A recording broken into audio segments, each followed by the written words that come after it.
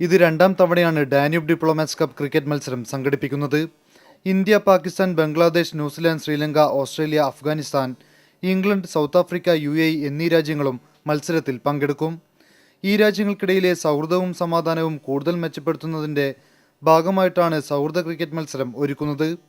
UAE sports യുവജന സാമൂഹ്യ വികസന മന്ത്രി Sheikh Nahyan bin Mubarak Al Nahyan ഇത് സംബന്ധിച്ച പ്രഖ്യാപനം നടത്തി.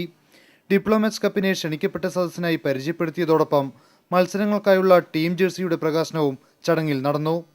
വിവിധ രാജ്യങ്ങളുടെ കോൺസുൽ ജനറൽമാർ ഉൾപ്പെടെയുള്ളവർ ജേഴ്സി ഏറ്റുവാങ്ങി.